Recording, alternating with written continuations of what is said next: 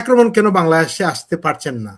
এর আগে বলছেন অনেকবার, আবার মানে এই বর্তমান সময় বা আজকের দিনে এই বিষয়ে কি বলবেন? ধন্যবাদ উপচান ভাই, আমার একটু দেরি হয়ে গেল। আসসালামু আলাইকুম আপনাকে, আপনার মাধ্যমে আপনার দর্শক শ্রোতাদেরকে আমার সালাম। আসসালামু আলাইকুম। যে যেখানে আছেন দেশমাতা খালেদা জিয়ার জন্য দোয়া করবেন, খাস নিয়তে দোয়া করবেন, এই কামনা করছি।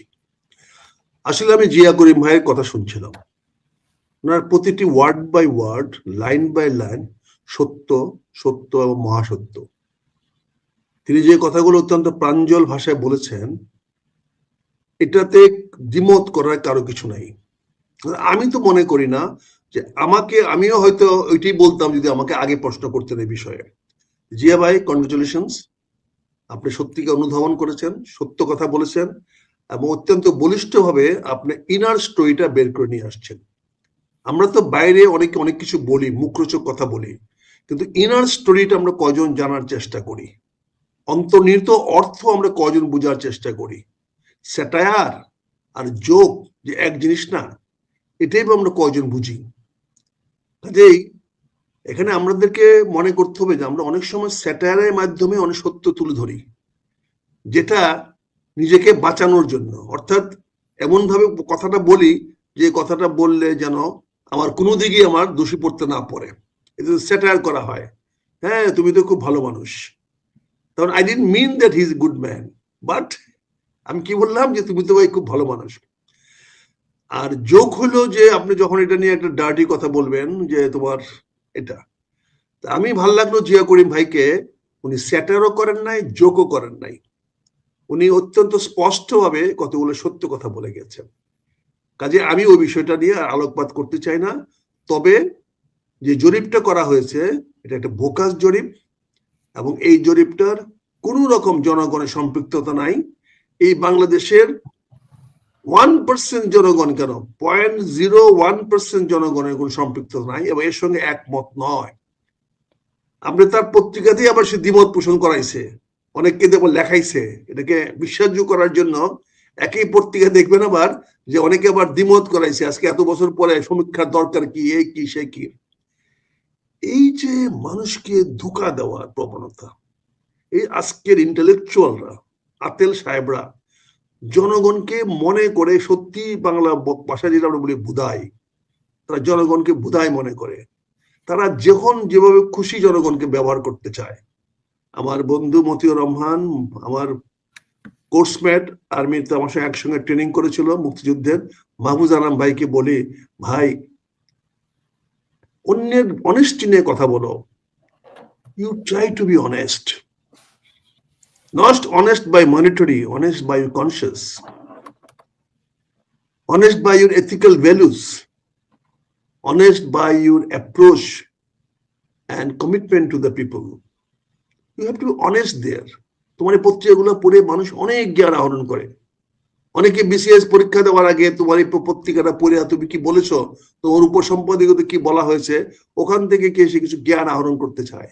সো প্লিজ, আল্লাহর রাস্তে মানুষকে বিভ্রান্ত করো না ভাই। তোমরা দুইটা বড় পত্রিকা, আমরা দুইটা পত্রিকা বাঁচায় রাখতে চাই, তুমি যার পক্ষে দাও না কেন, তারপরেও বলি দুইটা পত্রিকা বেঁচে থাকুক, জনগণ দেখুক, সত্য মিথ্যা জনগণ যাচাই করবে।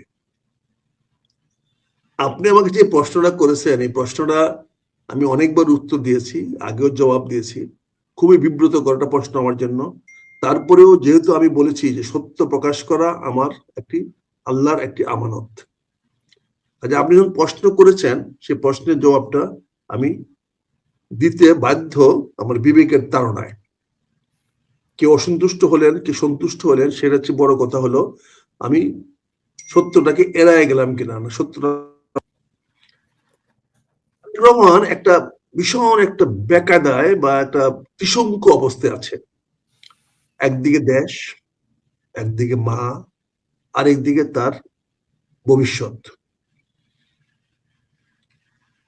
জনগণের প্রতি উনি নিবেদিত, দেশের প্রতি নিবেদিত, এই ব্যাপারে কোনো সন্দেহ নাই, আমি এতটুকু সন্দেহ পোষণ করব না। দেশ, জনগণের প্রতি, সে কল্যাণের প্রতি উনি অতি উচ্চ মানের নিবেদিত।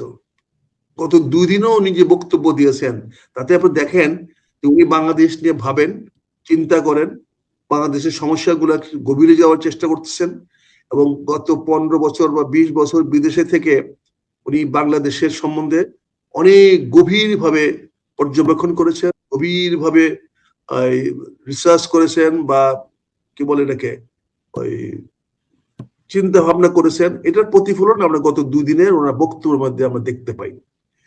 যদিও একটি বক্তব্য উনি খুবই খারাপ ভাব দেখিয়েছেন, পরে আসতেছি। ফলে 1 নম্বরে দেশপ্রেম, দেশের প্রতি দরদ, জনগণের প্রতি দরদ, মানুষের প্রতি ভালোবাসা তারেক রহমানের কোনো কমতি নাই। দ্বিতীয়টা মাতৃ সম্মান, মাতার প্রতি তার, সে মার জন্য একটা নিবেদিত প্রাণ। আজকে সেখানে যে দাঁড়িয়ে আছে, সে দাঁড়িয়ে আছে কিন্তু তার মহিষী মায়ের কারণে। কাজে মার প্রতি তার এতটুকু মমতা বা সম্মান বা শ্রদ্ধার কমতি নাই, ভালোবাসার কমতি নাই। সে পৃথিবীর সবচেয়ে বেশি ভালোবাসে তার মাকে, ওনার মাকে ভালোবাসে। সেখানে কোনো কমতি নাই, কোনো কমার, এটা অন্য কেউ যেভাবে দেখে না কেন আমি মনে করি এটা সঠিক হবে না। কিন্তু উনি যে জায়গায় আজকে বেকায়দায় পড়ে গেছেন, যে কাদার মধ্যে উনি আটকে গেছেন, সেটি হচ্ছে তিনি আগামী দিনের ঝুঁকি নিবেন কি নিবেন না, বা ঝুঁকি নিতে পারছেন না। তখন স্বাভাবিকভাবে আপনি প্রশ্ন করবেন, তাহলে ঝুঁকিটা কি? ঝুঁকিটা হলো আওয়ামী লীগের অত্যাচার অবিচারের কারণে এবং তার জীবন হানির কারণে তার পাসপোর্টটা প্রকারান্তরে সিজ করা হয়েছে, অর্থাৎ এক্সপায়ার হওয়ার পরে এটাকে রিনিউ করা হয় নাই। ফলে হি বিকাম স্টেটলেস পারসন, রাষ্ট্রবিহীন একজন মানুষ হয়ে গেছে। কারণ তার পাসপোর্ট নাই, সরকার পাসপোর্ট তাকে দেয় নাই, তার মানে সে কোনো রাষ্ট্রের না। আমার মনে হয় জিয়া করিম ভাই, রাষ্ট্রবিজ্ঞানের ভাষায় যদি বলি, ব্যক্তিগতভাবে বলছি না, কিন্তু যখন একজন লোকের পাসপোর্ট সিজ করা হয়, পাসপোর্ট রিনিউ না করা হয়, তখন লোকটা স্টেটলেস হয়ে যায়, রাষ্ট্রবিহীন হয়ে যায়, এবং স্বাভাবিকভাবে রিফিউজি হয়ে যায়। কারণ যেহেতু বিদেশের মাটিতে সেখানে আছে, সো হি বিকাম রিফিউজি এবং স্টেটলেস। তখন সেখানে থাকার জন্য উনি একটা পারমিট নিয়েছেন ইনিশিয়ালি, যে আমার পলিটিক্যাল অ্যাসাইলামের জন্য আমাকে একটা দাও, কারণ দেশে গেলে আমার প্রাণহানি হওয়ার সম্ভাবনা আছে এবং যে কোনো সময় আমার নিরাপত্তা বোধ করি না। কাজে ব্রিটিশ গভর্নমেন্ট ওনাকে তার সেই অনুরোধের পরিপ্রেক্ষিতে তাকে একটা স্টে পারমিট, যেটাকে আমরা বলি, যে কার্ডে বলি, অর্থাৎ তাকে একটা ডকুমেন্ট দেওয়া হয়েছে, যে ডকুমেন্টটা বিকল্প, পাসপোর্টের বিকল্প, British passport, it is a stay permit, এবং হি ক্যান মুভ। একমাত্র বাংলাদেশ ছাড়া পৃথিবীর যে কোনো দেশে তারেক রহমান ভ্রমণ করতে ব্রিটিশ গভর্নমেন্টের কোনো বাধা ছিল না। কিন্তু সমস্যাটা হয়েছে বাংলাদেশে আসতে, কারণ উনি প্লিটা কি ছিল, ওনার আবেদনের লক্ষ্য কি ছিল, যে বাংলাদেশে গেলে আমার নিরাপত্তা বিঘ্নিত হবে, আমার জীবন হানি হওয়ার সম্ভাবনা আছে। এখন উনি বলতে পারতেছে না যে এই মুহূর্তে আমার এই অবস্থাটা নাই। তার প্রতিপক্ষ এতই স্ট্রং, তাকে মাইনাস করার বা এমনকি আমি বলতে চাই হত্যা করার একটি বড় দল, একটি গুপ্ত ঘাতক বাংলাদেশে সৃষ্টি হয়েছে। সেই গুপ্ত ঘাতকদের কারণে তার পক্ষে বাংলাদেশে আসার মতো ঝুঁকি নিতে পারতেছে না। সে দেখতেছে মাও চলে যাচ্ছেন, এই মুহূর্তে যদি আমারও কিছু হয়ে যায়, তাহলে বিশাল বিএনপিটাকে ধরে রাখার আর কেউ থাকবে না, কারণ দ্বিতীয় কোনো নেতা নাই। জুবাইদুর রহমানকে দিয়েও চলবে না, এটা ফ্র্যাকশন হয়ে যাবে, ভেঙে যাবে। কাজে তারেক রহমান জেনে শুনে এই ঝুঁকিটা নিতে পারেন না। হয়তো অনেকে ব্যক্তিগতভাবে বলবেন যে উনি ব্যক্তি স্বার্থে ওনার বর্তমান অবস্থানটাকে ছাড়ছেন না। যে এখানে কিন্তু কেউ তার জীবন বাঁচানোর ঝুঁকি মানে নিতে পারতেছে না। মুখে বলছে তার নিরাপত্তার কোনো অভাব নাই, কিন্তু বাংলাদেশে যে অজস্র গুপ্ত বাহিনী আছে, যাদের কাছে অস্ত্র আছে এবং অটোমেটিক অস্ত্র আছে, আপনি জানেন পুলিশ থেকে লুট করা, আপনাকে বলেছিলাম এর আগের অনুষ্ঠানে আমি, যে কি হতে পারে। হ্যাঁ, পুলিশের ৯,০০০ লুট করা অস্ত্র আপনি বলেছেন যে কোথায় আছে এগুলা? হ্যাঁ, এগুলা কি মাটির নিচে চাপা পড়ে আছে? এগুলা কি জং পড়ে যাচ্ছে? এগুলা কি ফায়ার পাওয়ার কি নষ্ট হয়ে যাচ্ছে? 1 বছরে তো যদি মাটির তলে থাকতো নষ্ট হয়ে যেত, রাইফেল হইতো না, এটা অস্ত্র থাকতো না। আর যদি কারোর বাক্সের নিচে থাকতো, লুকানো থাকতো, তাও হইতো না। তার মানে এটাকে প্রতিদিন পরিষ্কার পরিচ্ছন্ন করা হচ্ছে, এটাকে আগামী দিনের জন্য প্রস্তুত রাখা হচ্ছে। এই গুপ্ত বাহিনী কে কিভাবে ঠেকাবেন? দেখেন, যে কোনো ভিআইপি কে আক্রমণ করার জন্য সাধারণত 1, 2 বা 3 জন, 3-এর বেশি আক্রমণ করার ইতিহাস পৃথিবীতে নাই। কারণ এরকম প্ল্যান করে কোনো ভিআইপি কে হত্যা করতে গেলে একজনের পরে 2 জন হইলেও রিস্ক হয়ে যায়, এই খবরটা বেড়ে যেতে পারে।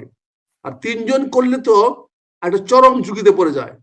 ফলে গুপ্ত ঘাতকরা কি করবে সেটা কারোর সঙ্গে পরামর্শ করে না, ইভেন ক্লোজ বন্ধুর সঙ্গে পরামর্শ করে না। ফলে গুপ্ত ঘাতক, আত্মঘাতী যারা ব্যবস্থা গ্রহণ করে, তারা কিন্তু একজনের সিদ্ধান্ত নেয়।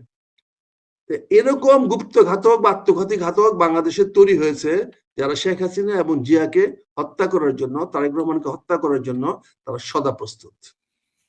কথাটা শুনতে আপনার কাছে আশ্চর্য মনে হতে পারে, কিন্তু বাংলাদেশে শেখ হাসিনাও যেমন আজকে নিরাপদ নয়, বাংলাদেশে তারেক রহমানও নিরাপদ নয়। কারণ -2 ফর্মুলাটা ওনাদের উপরেই প্রয়োগ হবে।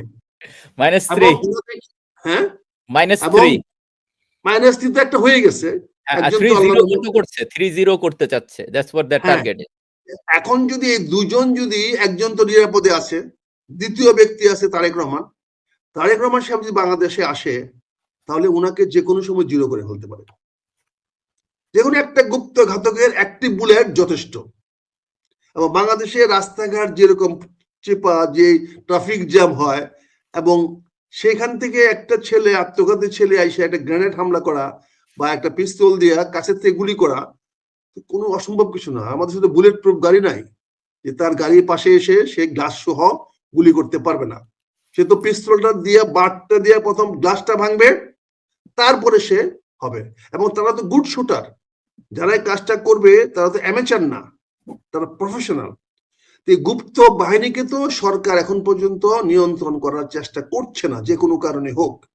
এটা আমার করিম ভাই 3-0-র কারণে হোক, বা কাউকে গান ডাউন করার জন্য হোক, এই গানগুলোকে তো রেস করে রাখা হচ্ছে, গানগুলোকে তো চেস করা হচ্ছে না। কাজে এই যে কারণটা, এই কারণটার জন্য তারেক রহমান সাহেবকে রিস্ক নেওয়া, ঝুঁকি নেওয়া অত্যন্ত কঠিন। এটা বিশ্বাস করি আমি। হয়তো আমার মতো বোকা হলে চলে আসতাম, আমি সেই রকম সিদ্ধান্ত নিতাম যে আমার মায়ের কাছে যাওয়া আমার সবচেয়ে বড় বেশি। কিন্তু আবার চিন্তা করে দেখলাম, আমি মেজর আক্তার তো আমার ফলোয়ার নাই, এই দেশে কিছু আসবে যাবে না। আমি 10 বার মরলেও এই দেশে কিছু আসবে যাবে না। কিন্তু তারেক রহমান তো বাংলাদেশ, তারেক রহমান বাংলাদেশের একটা বিশাল জনগোষ্ঠীর একজন অবিচ্ছেদ্য নেতা, অবিংশবাদিত নেতা এবং একক নেতা, যেখানে তার কোনো শেয়ার নাই। এই কোটি কোটি মানুষগুলোকে কি হবে? এই কোটি কোটি মানুষগুলারও তো নিরাপত্তা চিন্তা করতে হবে। কোটি কোটি মানুষের বাসনা, তাদের কামনা, তাদের আগামী দিনে ভবিষ্যৎ, সেগুলো চিন্তা করতে হবে। কাজে আমি বলছি, 3টা কারণ পর্যালোচনা করে দেখলাম যে তারেক রহমানের এই মুহূর্তে দেশে না আসাটাই সঠিক সিদ্ধান্ত। আমি মনে করি 3 দিন আগে, 4 দিন আগে, 5 দিন আগে যেই সমস্যা ছিল, সেটা যেই অবস্থান ছিল আজকে পরিবর্তন হয়ে গেছে। যখন দেশের প্রধান উপদেষ্টা সহ অন্যান্য উপদেষ্টারা যখন শফিকুর রহমান বলা শুরু করলো যে তারেক রহমানের জীবনের নিরাপত্তার কোনো সমস্যা নাই, তখনই বুঝলাম তার নিরাপত্তা নাই। শফিকুর রহমান যখন বলে পারলো যে ওনার নিরাপত্তার কোনো এখানে কোন রকম ক্ষতি হওয়ার সুযোগ নাই, নিরাপত্তাহীনতার কোনো কারণ নাই, তখন স্পষ্ট হয়ে গেল আমার কাছে যে plan B is ready. Plan B যেটা তৈরি করেছে, অর্থাৎ তারেক সাহেবকে মাইনাস করে দাও, এটা রেডি। এবং এটা কারা করবে? তৃতীয় কোনো একটা পক্ষ। শফিউর রহমান করবে না, কিন্তু আনফরচুনেটলি ওই গুপ্ত বাহিনীর সঙ্গে শফিউর রহমানের একটা অত্যন্ত গোপন আতাত আছে। এটা আমার কথা না, এটা বলেছে কে? সেটা বলেছে ওই যে আমাদের স্থানীয় সরকার মন্ত্রী, উপদেষ্টা আসিফ মহিউদ্দিন, আসিফ সজীব মহিউদ্দিন, সজীব ভুইয়া, আসিম বা আসিফ সজীব, কি বলেছে? আসিফ মাহমুদ সজীব ভুইয়া। হ্যাঁ, উনি কি বলেছে যে আমরা সশস্ত্র বিপ্লবের জন্য প্রস্তুত ছিলাম। হ্যাঁ, আমরা exactly. এপির অফিসে গেছি, শফিউর রহমান সাহেবের অফিসে গেছি, সেখানে গিয়ে আমরা সিদ্ধান্ত নিয়েছি যে যদি প্রয়োজন পড়ে আমরা সশস্ত্র বিপ্লবে রূপান্তরিত হব। কিন্তু যখন ক্যান্টনমেন্ট থেকে ডাক আসলো যে না আমরা এখানে সব সেটেল করে ফেলছি, আপনারা আসেন, তখন তারা সিদ্ধান্ত নিল যে আমরা ওখানে যাব না, আপনারা আমাদের কাছে আসেন। পরে দুই পক্ষের ধাক্কা থেকে ঠেলাঠেলিতে সিদ্ধান্ত হলো যে সবাই বঙ্গভবনে যাবেন। এই কিন্তু বঙ্গভবনে প্রশ্ন আসলো। এটা দুইটার ট্রাসেলকে, দুইটা বিপক্ষ শক্তিকে একখানা করার জন্য প্রেসিডেন্ট সাহেব বাইসে গেলেন। না হলে যদি সেনাবাহিনী এবং বাকি রাজনীতিবিদরা, আসিফ নজরুলরা যদি গোল ধরে বসে থাকতেন যে তোমরা আমাদের কাছে আসো, তাহলে প্ল্যান বি অনুযায়ী সশস্ত্র বিপ্লব তারা শুরু করে দিত। তারা জানতো যে আর্মির কাছে যাওয়া মানে হলো আর্মির কাছে অস্ত্র আছে, আমাদের আটকায় ফেলবো। তখনই কথা আসছে যে ক্যান্টনমেন্টকে গুড়াইয়া দেওয়া হবে। এই থ্রেটটা আসছে, তো আমাদের কাছ থেকে আসে নাই, এটা তো সজীব ওয়াজেদের লোকদের কাছ থেকে আসছে, শফিউর রহমান লোকদের কাছে আসছে। কারণ শফিউর রহমান তাদের গুরু, তাদের সঙ্গে আলোচনা করতো, কথা বলতো। এটা প্রথম আলোতে প্রকাশিত সজীব মাহমুদের বক্তব্য থেকে আমরা পাই, এটা আমার নিজের বানানো কথা নয়। কাজেই আজকে তারেক রহমান সাহেবের জীবন বাংলাদেশে নিরাপদ নয়। একদিনে দুই পাখি মারার সুযোগ দেওয়া তো কারো উচিত হবে না। কাজে আমি আজকের এই মুহূর্তে মনে করি তারেক জিয়া সঠিক সিদ্ধান্ত নিয়েছেন। আমি হয়তো ভুল বলেছিলাম, উনি সঠিক সিদ্ধান্ত নিয়েছেন, উনার না আসার শ্রেয় হয়েছে। এবং উনি আবার এজিউম অফ দ্য কমান্ড কালকে থেকে করে ফেলেছেন। উনি আবার বাংলাদেশ জাতীয়তাবাদী দলের নিয়ন্ত্রণ গতকাল থেকে নিয়ে নিয়েছেন। এটা একটা ভালো লক্ষণ। উনি দেখিয়ে দিচ্ছেন যে এত কিছুর পরেও আমরা রেডি। এবং উনি কি করলেন? at the sacrifice of mother, at the sacrifice of mother। যুদ্ধক্ষেত্রে মানুষ যখন পড়ে থাকে, লাশের উপর লাফায় গিয়ে যুদ্ধ করতে হয়, তখন লাশকে কেউ টেনে আনার চেষ্টা করে না। যুদ্ধক্ষেত্রে যদি যে মরে যায় তাকে আর ধরে রাখে না, তার উপর লাফাইয়া পরবর্তী সৈনিকের কাছে চলে যাওয়ার চেষ্টা করে। আজকে তারেক রহমান দেশের জন্য, জনগণের জন্য, বাংলাদেশের মানুষের জন্য তার মাতাকে স্যাক্রিফাইস করলো, তার মাতৃ প্রেম দেখানোর জন্য, তার মাতৃভক্তি দেখানোটা উনি প্রাধান্য দিলেন না। এটা একটা বিশাল সিদ্ধান্ত, সবাই নিতে পারবো না। জিয়া ভাই বললেন না যে সবাই সিদ্ধান্ত নিতে পারবো না যে আমি মায়ের কাছে যাবো না মরবো। এটা একটা বিশাল কঠিন সিদ্ধান্ত। আমি মনে করি তারেক রহমান সাহেব সঠিক সিদ্ধান্ত নিয়েছেন। জি, আপনার এটা সম্পর্ক একটা প্রশ্ন আছে। যেহেতু তারেক রহমান বাংলাদেশে নিরাপদ না, সেহেতু বাংলাদেশের যে আগামী জাতীয় সংসদ নির্বাচন সেটা কিভাবে হবে? সেটা তো এই যে বলতেছেন যাদের অস্ত্র, ওরা তো সব লুটপাট করে দখল করে নেবে। আমি তো আপনাকে বলেছি গতকাল থেকে তারেক রহমান সাহেব দেশের দায়িত্ব, দলের দায়িত্ব আবার নতুন করে শক্ত হাতে নিয়েছেন। উনি কালকের এবং আজকের বক্তব্য দেখেন, কালকের বক্তব্য নিয়ে বলছি বিতর্ক ছিল, উনি সরাসরি জামাতের উপর আঘাত করেছেন, সরাসরি প্রতিপক্ষ একটা তৈরি করেছেন। অর্থাৎ আওয়ামী লীগের বয়ানের সঙ্গে উনি মিশে যাচ্ছেন। এখন অনেকটা আওয়ামী লীগ এবং বিএনপি কাছাকাছি চলে আসছে, বক্তব্য তাদের একই হয়ে যাচ্ছে, তাই না ভাইয়া? জিয়া ভাই, সেটাই আমি বলেছিলাম এর আগের দিন, মনে পড়ে আপনার? হ্যাঁ, উনি কিন্তু এখানে একটা বুমেরাং করে ফেললেন। আওয়ামী বয়ানের সঙ্গে গিয়ে উনি জামাতকে প্রতিপক্ষ বানায় দিলেন, প্রকাশ্য প্রতিপক্ষ বানায় দিলেন। জামাতকে প্রতিপক্ষ বানান, উনি বলতে পারতো একটি দল, ইনডাইরেক্টলি বলতে পারতো একটি দল ৭১ যুদ্ধের বিরোধিতা করেছে, মানুষ হত্যার সঙ্গে জড়িত ছিল, সেই দলটিকে আমরা গত 15 বছর 20 বছর লালন পালন করেছি, আজকে দলটাই আমাদের কামড় মারতে যাচ্ছে, আমাদেরকে ছোবল মারতে যাচ্ছে। এইটুকু যথেষ্ট ছিল। কিন্তু উনি একটা বেফাস বক্তব্য দিয়ে দিলেন, লাখ লাখ মানুষকে জামাত হত্যা করেছে। এটা তো কোনো হিস্টোরিক্যাল ফ্যাক্ট না, কি করিম ভাই? এইখানে আপনার সঙ্গে আমি একটু দ্বিমত পোষণ করব। দ্বিমত করেন, কিন্তু লাখ লাখ পোষণ করব এখানে। না, লাখ লাখ লোক তো প্রথম মরেছে প্রথম 3 মাসে। হ্যাঁ, প্রথম 3 মাসে তো কোনো বেসরকারি সরকার গঠিত হয় নাই, কোন রাজাকার বাহিনী গঠিত হয় নাই, কোন আনসার বাহিনী গঠিত হয় নাই, এখানে কোন রকম গঠিত হয় নাই।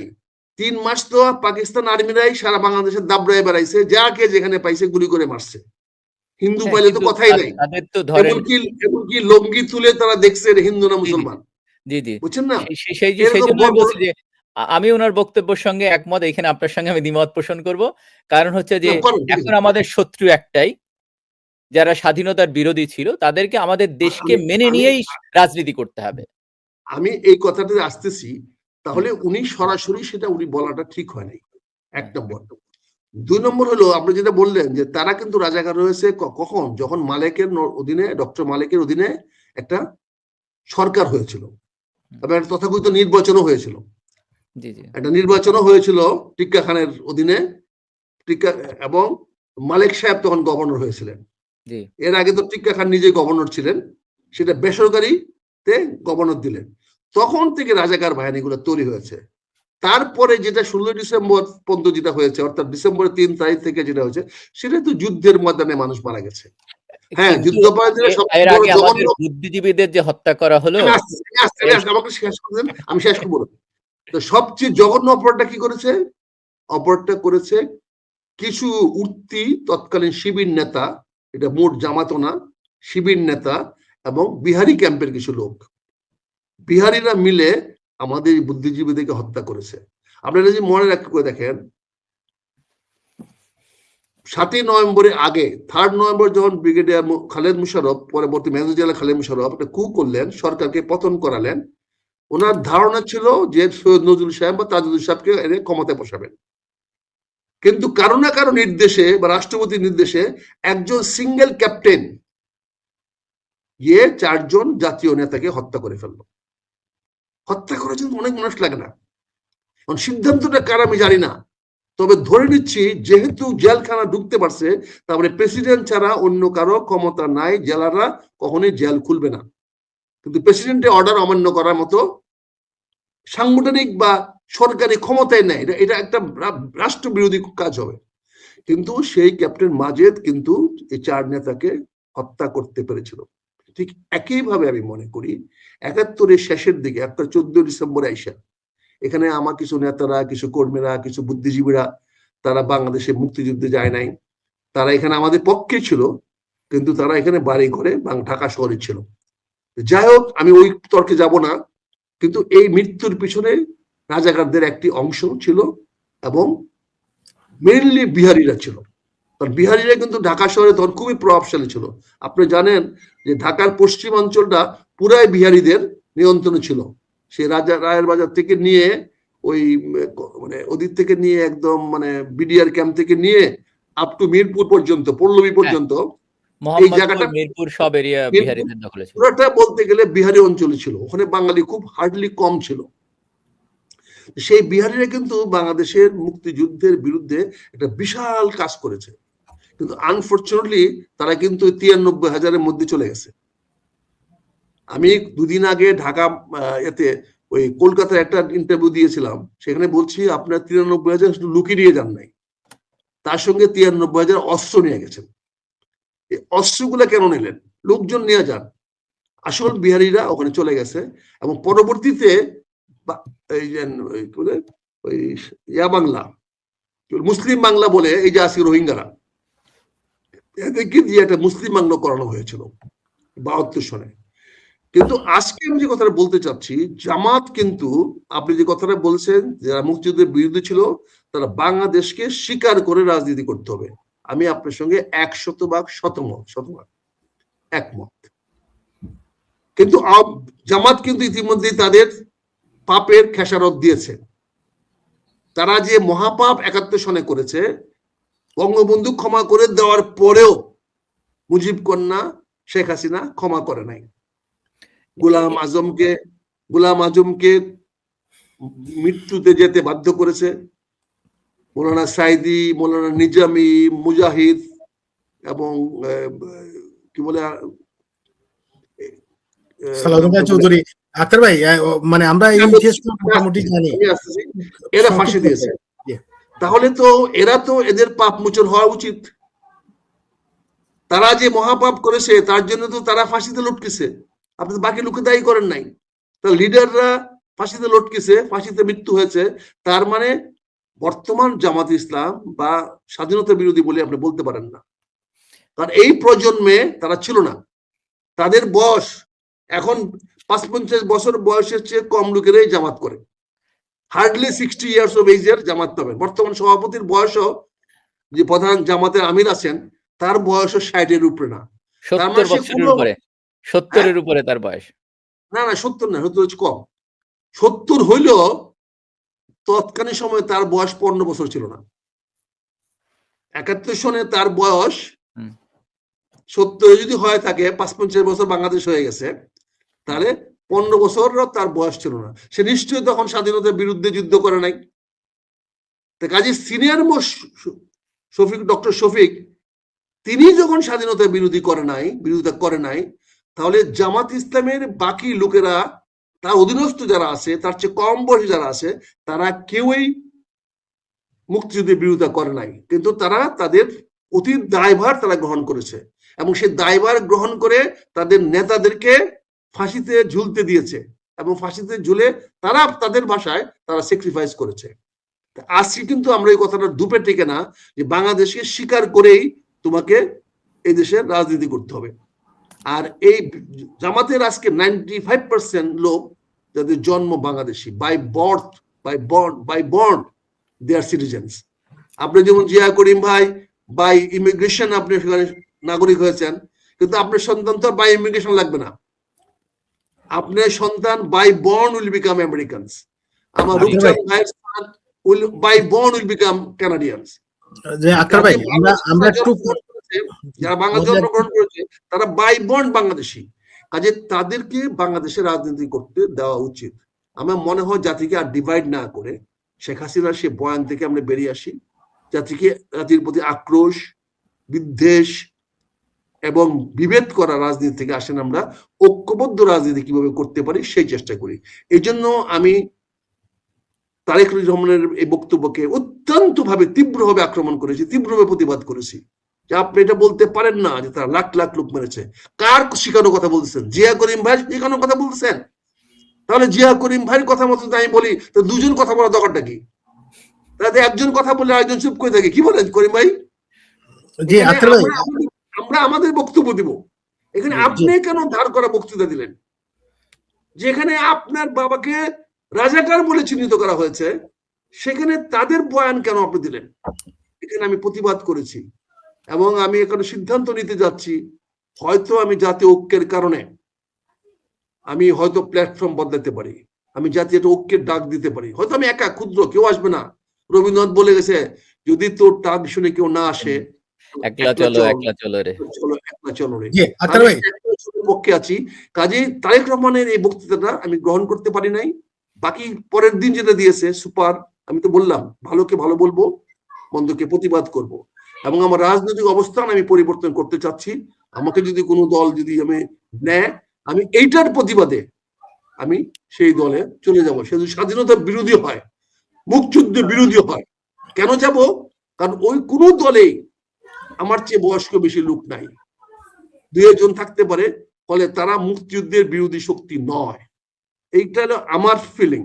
আর জিয়া করিম ভাই যেটা বললেন, আপনি এই কথার সঙ্গে একমত করে বলছি, যারা মুক্তিযুদ্ধের বিরোধিতা করেছে তাদেরকে যদি আপনি বলছেন ক্ষমা চেয়ে যদি বাংলাদেশকে মেনে নিয়ে এই দেশে রাজনীতি করতে চায়, তাহলে আপনার কোনো আপত্তি নাই।